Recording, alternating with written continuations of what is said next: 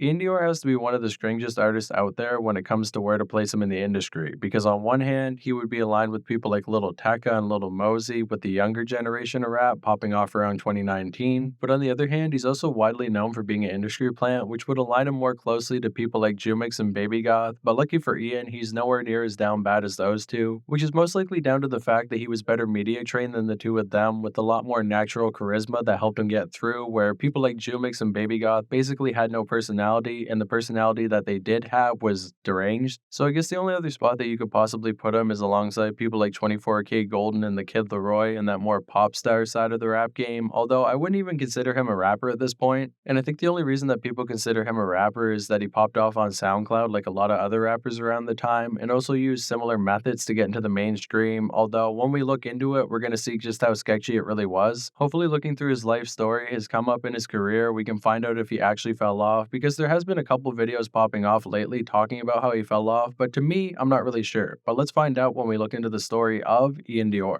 Real quick, I want to give a shout out to my paid Patreons. I'm going to read all their names at the end of the video, so if you're interested in that and becoming a member yourself, stick around to the end, but for now, let's get into it. Michael Ian Olmo was born March 25th, 1999 in Peru, spending his first 6 years of life there before his family packed up their bags and relocated to Texas due to the fact that his father would enlist in the US Navy. And this would basically change his family's entire life, because when they were in Peru, they didn't really have a whole lot of money or any opportunity to get into a better life, so moving to America would absolutely change everything and give Ian a better shot at life, which would be a blessing and a curse, because Ian's father wanted him to be a normal kid that would grow up, go to school, eventually go to college, and then marry with a wife and kid, basically the average American dream of anybody in the middle class. But Ian had very different goals in life, with him telling his mother at a very young age that he was going to move to LA and become a movie star when he got older, which of course at first she didn't take too seriously. A lot of kids say very weird stuff when they're younger that they don't actually mean, but pretty similarly to Wi-Fi's funeral, Ian actually meant that and would try to do anything he could to get himself in the spotlight, whether it was rap, being a professional basketball player, or actually being a movie star. As years went on, the family would continue to move around due to the fact that his father was in the Navy, first moving to Florida for a couple years before then going to Virginia, where Ian would pick up the hobby of skateboarding, which he did for quite a while until unfortunately hurting himself, with his mother telling him that he couldn't do it anymore. And all this moving around would actually help out Ian in the long run, because getting to know so many new people and always having to be the new kid in every situation meant that he had to work on his people skills, which really helped him out in the industry once he started to get to know the right people. I mean, if you compare him to somebody like Jumix, who basically grew up rich and never had to go out of his comfort zone because of that, Ian was the complete opposite, always being out of his comfort zone, which would lead him to build up somewhat of a charm, because he would have to present himself in the right way if he wanted people's attention when it came to music or just presenting himself in general. There was no money backing his family or any shortcut to get there, so he'd have to do it all on his own. Well, kind of, but I guess we'll get to that when we get to it. By the time that Ian was 16, his family would move back to Texas, where he would then pick up basketball in hopes of getting into the NBA, but after realizing that he didn't have enough skill to do so, he would once again pick up another hobby, and this time it was rap. He would often walk around with a notebook and a dictionary, writing different raps in hopes of getting the attention of his peers, but they would mostly just make fun of him, because after all, walking around with a dictionary everywhere you go is kind of weird. Early on, he was heavily inspired by J. Cole due to his lyricism, Michael Jackson due to how successful he was during his musical career, and Lil Pump and Lil Yachty because they were two people who popped off on SoundCloud very organically, and Ian felt like he could do the same thing, which he began to do in late 2016 when he created his own SoundCloud account under his last name Omo, before then starting to create tracks on Bandcamp alongside a group known as Classic Kids. Unfortunately, at this point, there's no real trace of his early music because he deleted a lot of it. There is a couple snippets on an old YouTube channel, but for the most part, you can't really get the feel for what he was going for at the time. But according to Ian, he would record his first ever song with a producer known as Halftime, and apparently after he put the track out on SoundCloud, leading it to hit 10,000 plays on the very first day that it was out, which would inspire him to keep dropping tracks throughout the rest of the year, which honestly could be true or could be complete bullshit. I mean, Lil Mosey did drop a track that got 30k plays in a couple weeks when he first started making music, so it definitely is possible the algorithm picked up the track and let it do numbers in his first couple days, but I'm not sure if it's true or not, considering the fact that Ian had kind of a sketchy rise once he did get famous, so he could be lying about this too, but right now I'm not really sure if he is or isn't, so I'm just gonna take it as fact. Soon after that, in 2017, Ian would graduate high school and start working at a Walmart, pretty well a dead-end job that he really had no love for, and it seems like his dad wasn't very happy with his job choice either, telling him that he either had to go to college or he was gonna force him to join the Navy, leading Ian to immediately look up how he could avoid getting enlisted in the Navy, realizing that if he had visible tattoos, then he couldn't be enlisted, so he would leave leave his job, go and get a tattoo on his hand of a rose, and then immediately come back. And when his manager realized that he had a tattoo on his hand, he would fire him on the spot and send him back home, with him immediately showing his father his new tattoo. And after he realized that he couldn't enlist in the Navy anymore, he would kick Ian out of the house, which would have led him to be homeless. But luckily for him, his producer Kate Breezy did have an open couch in the studio, so Iann Dior would sleep there for the next couple months while he cooked up the hits that would eventually blow him up. It's kind of an interesting come-up story. I can see how a lot of people would think it was badass for Iann Dior to fight back against his dad and end up moving in with a friend to pursue his dreams no matter what, but at the same time, people from a rougher upbringing probably would say that he was throwing away a good chance at life for no reason. During this period, he would start working at a parcel delivery service, which he would also get fired from after he got in a fight with his manager, like an actual fist fight, so he definitely wasn't doing himself any favors when it came to job opportunities. But luckily for him, he would soon drop a mixtape called Dance with the Devil, which ended up doing pretty good numbers on SoundCloud. And a couple of the tracks off this mixtape were actually produced by a member of Internet Money called Touch of Trent, who supposedly reached out to Ian first via Instagram asking him to meet at a show when he was in Texas, which he did end up going to, and then they formed the connection there. And then Trent would introduce Ian to a videographer known as Logan Miz, who would shoot a little demo for him before then sending it to the CEO of Internet Money, Taz Taylor, who is also the co-founder of 10K Projects. And as we already know from my little Tekka video, Taz Taylor was looking for a whole bunch of new talent to put on in the industry in the late SoundCloud wave, including Juice WRLD, Little Tekka, and well, I guess Iann Dior, with Taz immediately reaching out to Ian and saying that he wanted to fly him to LA to work with Internet Money, which of course he wouldn't turn down because after all, he only had $300 to his name at this point, and it was the chance of a lifetime. He was immediately flown out, and then he would take a taxi to the Internet Money headquarters, but after arriving, he realized he actually didn't have enough money to pay for the taxi in the first place, so he had no choice but to flee out of the back seat and then knock on the door until they let him in. By the way, he never told his parents he was going to LA. He hadn't spoke to them for a couple weeks, and when he went out there, he wouldn't even let them know, so they basically thought that he was missing at that point. As soon as Ian got to the Internet Money headquarters, he would get to know another artist they recently recruited, known as Lito Zantana, but nowadays most people know him as Poor Stacy, and Omo would also change his name to Iann Dior. Ian said he made this choice on his own, but I definitely feel like Internet Money had a hand in it because they wanted to rebrand both Lito Zantana and Omar as Iann Dior and Poor Stacy, kind of a duo that would release albums back to back. Although as we already know, Poor Stacy would end up going down a different road, eventually breaking off from Internet Money before then doing horrible unspeakable actions that I've mentioned in another video, so if you want to check that one out, you can. As for Ian, he began to drop music under his new name in early 2019, dropping his first official track called Cutthroat, which immediately ran up to 100,000 plays. Keep in mind he had like 2,000 followers on Twitter, about 100 subscribers on YouTube, and I'm not really sure how many SoundCloud followers, so getting 100K overnight definitely didn't make a whole lot of sense to longtime fans. But this was all due to the fact that Internet Money was spamming his track on every single promotional page they could find, which of course got it into people's SoundCloud algorithm and eventually turned the track into a hit. It's definitely a sketchy way to do things, but if you do have a lot of money, anybody can recreate this. Ever since around 2020, the music industry definitely has been paid to win, so I'm not going to call him out too much for doing this, but at the time, a lot of people didn't really appreciate his methods. After Cutthroat would come his hit song Emotions, which ended up getting a high-budget music video, as well as a Genius interview for the track in the following months. After that, he would drop another track called Molly, which would immediately get the attention of FaZe Banks, who would then share it around with all his influencer friends, who would then put it in their own YouTube videos as background music, which would immediately help to get Ian more attention with the younger audience that watched these YouTubers. It's kind of funny, it's almost like Internet Money pulled this from the Cuff Boys and Little Skies. They saw what was working somewhere else and then used it themselves in a more high-budget way. And then after that, he would drop another track called Romance 361, which had a feature from PNB Rock, and this is when a lot of people really started to look at him sideways. He basically showed up overnight, and within a month's time, he had 4 hit tracks, YouTubers were playing his music, and he had a big-time feature from somebody like PNB Rock. Something was up. And this would gain the attention of the infamous industry plant squasher himself, Progress, who immediately made a video exposing the fact that Iann Dior was blown up by Internet Money, and that his entire come-up was very artificial and didn't make a whole lot of sense. I also just wanted to say that I'm a little bit skeptical of the legitimacy of the views on Iann Dior's channel, because as you can see from these stats right here, they're actually taken from just after he released his music video for his song Emotions, and on the first day he went up 4,000 subscribers, subscribers from 29,000 views, but then the next day he went up 6,000 subscribers from 326,000 views. Then the next day he got less subscribers at 4,000 subscribers, but went up 472,000 views. I just do not believe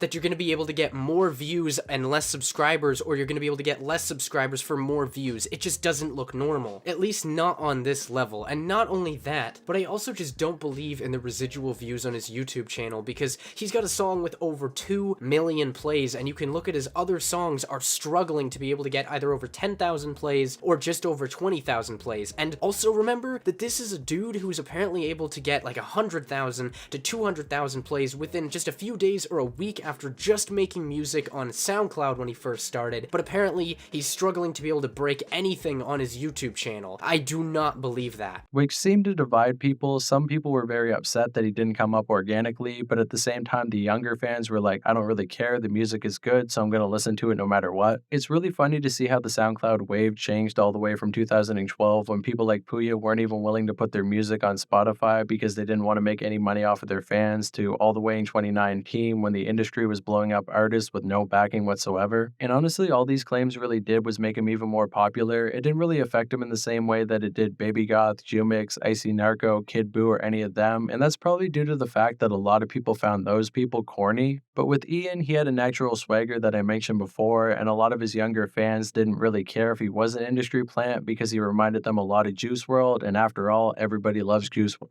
Soon after that, he would drop a mixtape called Nothing's Ever Good Enough, which compiled all the previous singles that he released over the past few months. After that, he would then announce he was going to sign a deal with 10K Projects, which honestly was probably already penned before he even got to LA, but now was a very good time to announce it with all the music that he had out doing well. They were honestly trying their hardest to make this look organic, even putting Iann Dior alongside Trippie Redd for a track called Gone Girl, which is actually the first time that I found out about him. But it would be his next project that really proved that the people around Iann were very bothered by what people were saying about him online, because he would call his first official studio album Industry Plant. So on one hand, this is kind of smart. I mean, you're basically telling people that you don't care what they're calling him and that the music is the music no matter what, which I do understand, but at the same time, playing into that stereotype probably didn't help him out too much. I mean, after all, the worst thing that you can be in the industry is corny, and this was kind of a corny move, with Taz Taylor admitting that he called the album that because he wanted to hijack the search results when people looked up Iann Dior Industry Plant back to his music, instead of all these videos that people were making exposing the fact that he actually was an industry plant. We have YouTubers who are like hell-bent on exposing Taz Taylor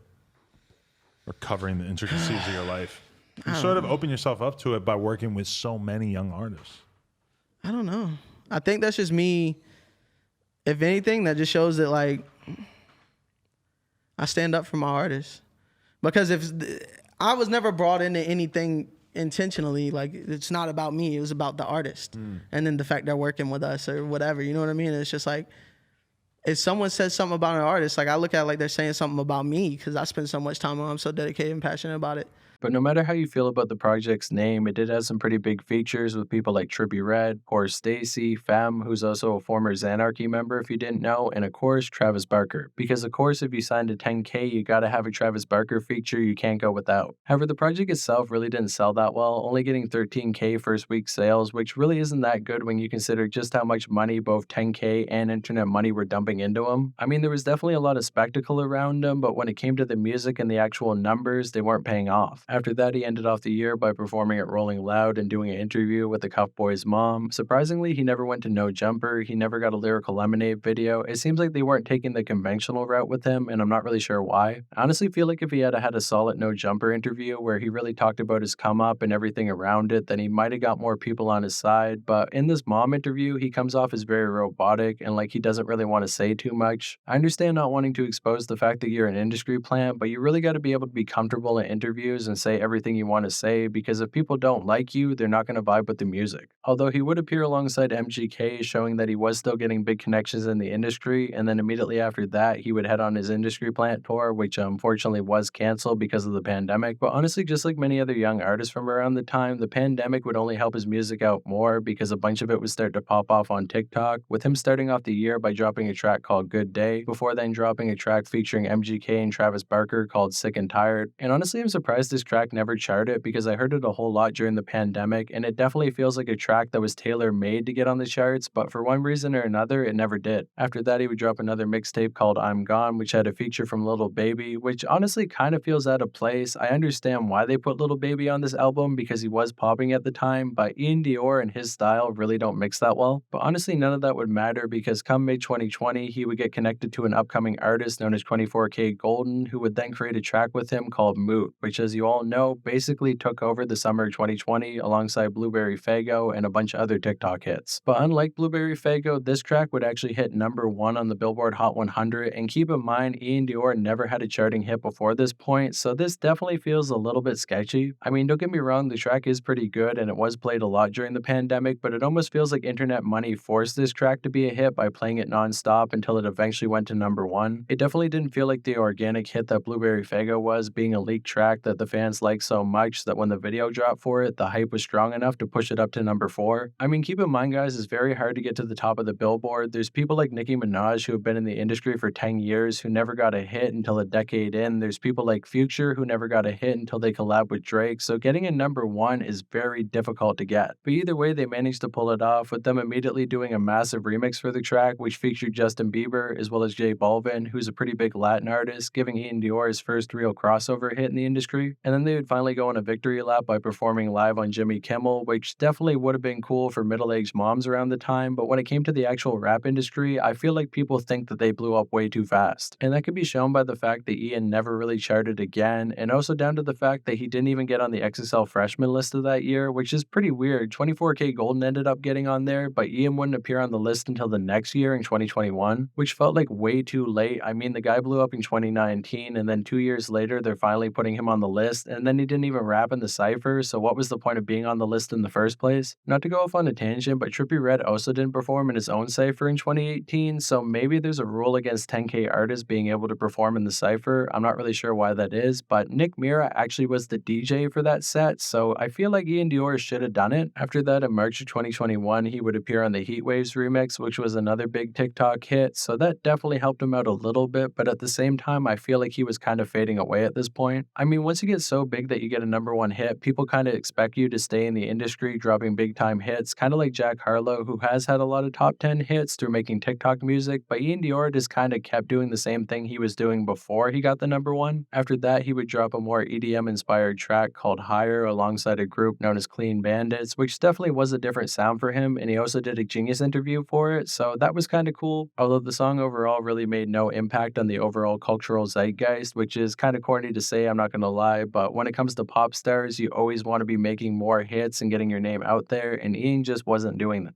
In 2022, he would drop his sophomore album called On to Better Things, which had a ton of features from Lil Uzi Vert, Travis Barker on a couple songs, and MGK, but overall, the album also flopped, only selling about 17K. I'm really not sure why the label waited so long between releases. I feel like they should have dropped one album every year to keep him relevant, but for some reason, they waited 3 whole years before dropping his sophomore, but then his third album would come the very next year. This one was called Leave Me Where You Found Me, and it doesn't have a single feature on it, leading me to think the internet money really wasn't putting a whole lot of work into him at this point, and maybe he only dropped this album just to get out of his deal. But even if he is independent at this point, how would that help him out? Because after all, his entire persona was basically built by 10K and internet money, so if he tried to be himself at this point and be a lot more vulnerable in his music, it probably would come off as kind of jarring to the fans. I'm not gonna lie, I haven't really thought of Iann Dior in the last couple of years, but after covering Poor Stacy and looking into him a little bit more and seeing that people were making videos about him falling off, I thought, you know what, I should look into him and see what really happened there. And after looking all the way into it, nothing really happened. He didn't really have a presence in the industry whatsoever. I mean, I don't know how you get a #1 hit and still have absolutely no footprint when it comes to music whatsoever. I mean, that's definitely cool. The dude's probably rich at this point, so I'm not going to hate on him for that. But when it comes to actual musical influence, he had little to none. And to wrap this up, I'm going to use an analogy that I thought of when I was at work. Basically, he's kind of like 7-Up. So let me explain. 7-Up isn't a bad pop. You probably would drink it if somebody gave it to you and wouldn't be offended. But at the same time, if you go to a restaurant and see all the other options, what are the chances you're going to pick a 7 Up? I mean, it's a perfectly inoffensive drink, it's pretty good, but honestly, probably when you're drinking it, you're going to be thinking, I'd rather have a Sprite or maybe a Pepsi or a Dr. Pepper. You'd probably rather have anything besides a 7 Up, so it's not offensive for being there. It doesn't make you feel anything. I mean, if you compare him to Jumix, he's kind of like spoiled milk. I mean, that would definitely be something nasty to drink. You wouldn't want to put that in your body, but if you did happen to drink it, you would definitely remember that experience for the rest of your life. When's the last time you had a 7 Up? Do you even remember? And all that's to say, it's always important to keep people interested. Whether people are talking about you positively or negatively, if they have a very strong reaction when they hear your name, that's more likely to keep you relevant for a lot longer. I mean, when I bring up somebody like 6ix9ine, you're probably thinking, man, I hate that guy. I hate how he trolled everybody. I hate how he snitched. Or you're thinking, you know what? I actually kind of like his music. But when you think of Iann Dior, you're like, yeah, that kid's all right. He's not too bad. But anyways, guys, I hope I made my point, and hopefully for anyone aspiring to be in the industry, you take something away from this video and realize that you always want to put yourself out there in one way or another. Holding too much of yourself back can actually be more destructive than you even know. But hey man, that's just my opinion, and right now I do want to take the time to shout out my paid Patreons. Shout out to Liam Campbell, shout out to William Collins, and shout out to Official Crusader. Thank you guys so much for supporting the channel. It really helps out, and if you want to join the Patreon too, you can do that as well. I'll be sure to show some love at the end of the video, but besides that, thank you guys for watching. Subscribe to the channel. Check out my second channel where I cover more drama, as well as run a podcast called Crash Out Kings. And besides that, thank you guys for watching. Shout out to Knife Gang, and I'll see you in the next one. Peace.